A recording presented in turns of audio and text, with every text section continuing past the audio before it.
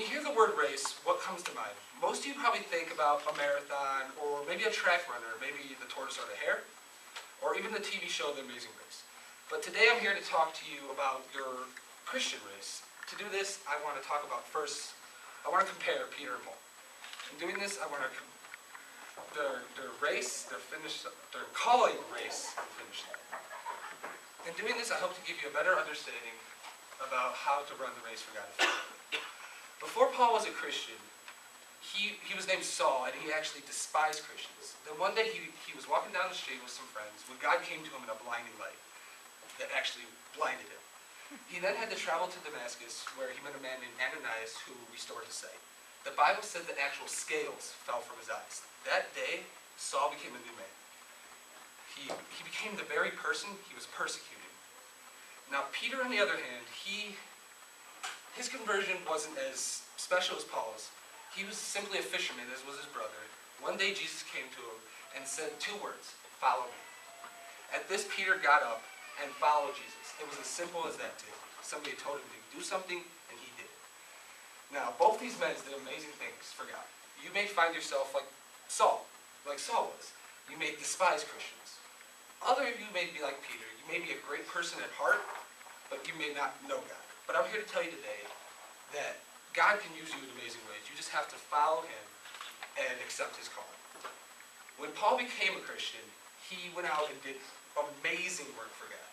He went out all over the world and preached. Not only that, he wrote about 30% of the New Testament. But despite all this, he still had his share of persecution. In 2 Corinthians 11, it talks about all the hardships he went through. They range from flogging to almost drowning to imprisonment to even running in with thieves. But despite all this, he went on and pressed forward because he had a goal in mind. Now, Peter, on the other hand, he had some trouble. In a way, he had a heart for God, but he represents a lot of Christians today. He wanted to do God's work relentlessly, but somehow his flesh tended to get in the way. I mean, Jesus himself told him one day, "Get behind me, Satan." Or, as we can see, he had an anger problem, such as cutting off the Roman guard's ear.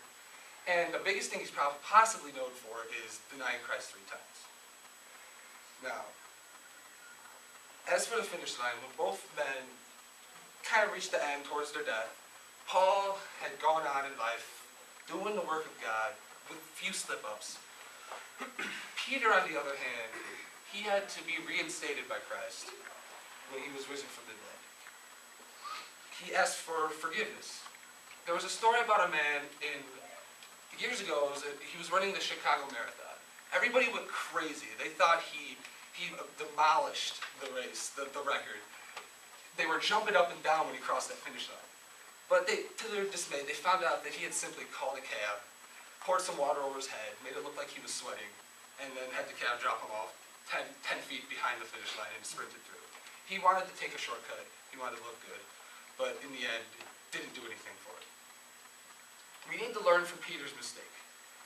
We need to run relentlessly for God. We don't need to take shortcuts.